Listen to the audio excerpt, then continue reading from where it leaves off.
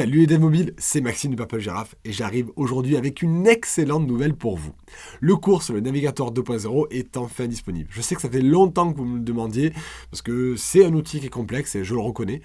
Et ce cours, d'ailleurs, il n'est pas fait pour les débutants. J'ai des cours pour les débutants, bien entendu, mais celui-ci n'en fait pas partie. Il est pour les gens qui savent déjà programmer sur Flutter. Soit vous avez suivi mes premiers cours pour les débutants, et dans ce cas-là, vous pouvez enchaîner naturellement sur celui-ci. Soit vous n'avez pas suivi mes cours, vous êtes déjà un programmeur expérimenté sur Flutter, et vous voulez apprendre à utiliser le navigateur 2.0. Et à titre un peu plus large, on va parler que du navigateur 2.0. On va apprendre à organiser une application qui a plusieurs écrans, et on va trouver une solution sans aucune dépendance pour gérer les différents états entre les écrans, transférer des données d'un écran à un autre et gérer l'organisation générale de votre application pour qu'elle soit gérable, peu importe le nombre d'écrans que vous avez. Peu importe la complexité de votre app, elle va rester gérable. Et vous pourrez en plus tester chacun des écrans de façon unitaire. Pas dégueu, non?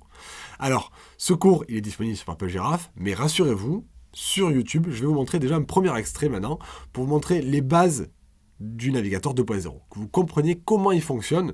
Si vous voulez aller plus loin, bien sûr, vous avez le lien en dessous de la vidéo pour aller découvrir l'intégralité du cours. Il dure à peu près 2h30, je crois. Il y a 2h30 de cours pendant lequel vous allez apprendre une organisation. C'est la même que j'utilise dans toutes mes applications et qui marche du tonnerre.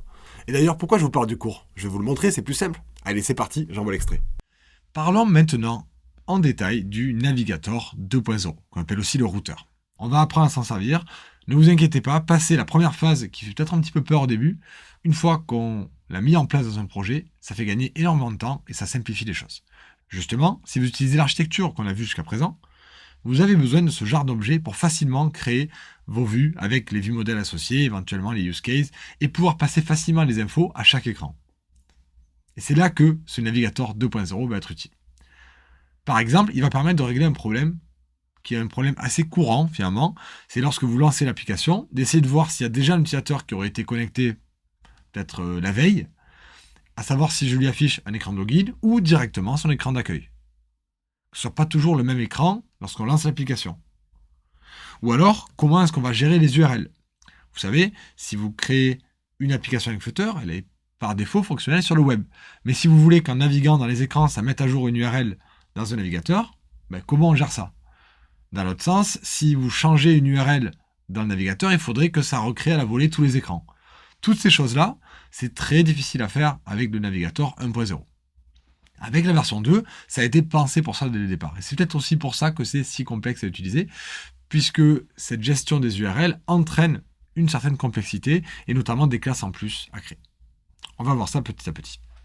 Donc l'idée de départ, j'ai commencé à vous en parler tout à l'heure, c'est d'avoir un objet que vous allez coder vous-même, qui sera un chef d'orchestre, qui va être là pour créer les différents écrans. Et cet objet, il a ce qu'on appelle un état. Ici, par exemple, j'ai mis une variable user, qui est optionnelle, elle peut être vide, puisqu'on ne sait pas encore s'il y aura toujours un utilisateur. Lorsque je lance l'application pour la première fois, je n'ai pas d'utilisateur, mais une fois qu'il sera connecté, je peux ajouter un utilisateur. Donc je crée une variable utilisateur qui peut potentiellement être nulle.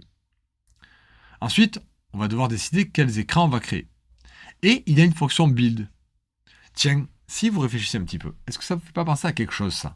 D'avoir des variables qui composent finalement l'état de l'application et une fonction build qui permet de construire l'application. C'est exactement la même idée que sur un widget.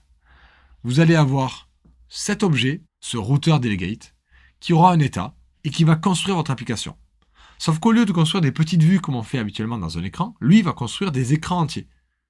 Donc au premier lancement de l'application, par exemple, il va vérifier sa variable user, et comme l'utilisateur est vide, c'est le premier lancement de l'application, dans la fonction build, il va créer uniquement l'écran de login, qui va être affiché et l'utilisateur pourra se connecter.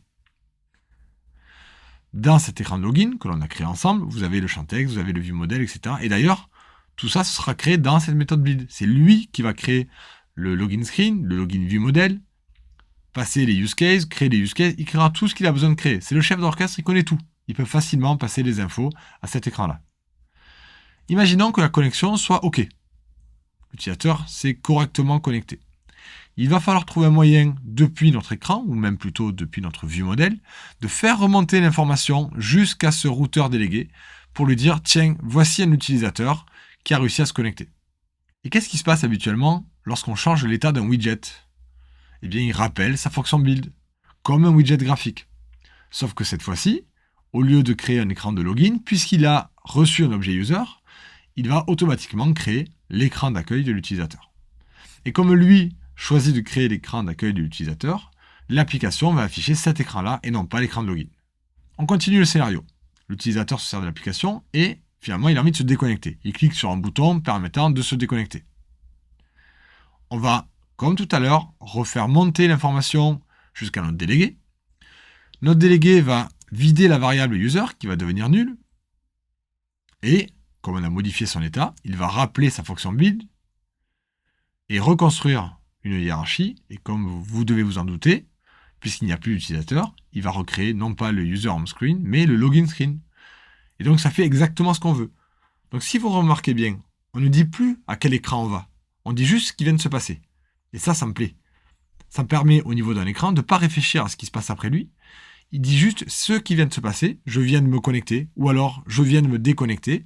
Il prévient le routeur et lui choisit quelle est l'étape suivante.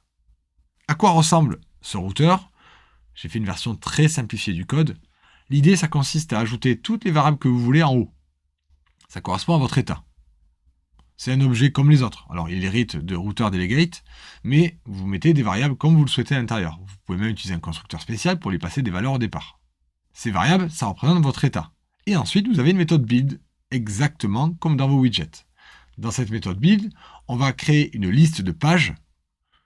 On ne crée pas des routes, des navigations, comme c'était le cas dans la version 1 du navigateur. Maintenant, on va créer une liste de pages. Et on ajoute les bonnes pages à l'intérieur de cette liste. Lorsque notre liste de pages est prête, on la retourne encapsulée dans un objet qui s'appelle le navigateur. Et c'est tout ce qu'on a à faire. Alors pourquoi c'est une liste? On va en parler par la suite. Parce que finalement, vous pouvez vous dire, mais non, il n'y a qu'un seul écran. Oui, pour l'instant, j'en ai qu'un seul. Mais on verra plus tard qu'on peut mettre plusieurs écrans pour garder une historique. Mais on en parlera plus tard. L'idée de base, vous l'avez là. On a des variables d'état, une fonction de construction, et ce qui est sympa, c'est qu'il va rappeler cette fonction dès que ce sera nécessaire. Donc vous pouvez recréer tous les écrans sans vous préoccuper de ce qui se passait avant, juste en regardant votre état. Alors, il vous a plu cet extrait? Je vous dis, tout le cours il est comme ça. Tout le cours il est génial. Et je suis sûr que même si vous êtes un développeur expérimenté, vous allez l'adorer. Alors si cette vidéo-là vous a plu, déjà vous mettez le pouce et vous abonnez. Et puis si le cours pourrait vous tenter, vous avez le lien juste en dessous de la vidéo pour nous rejoindre et devenir encore meilleur. Happy coding!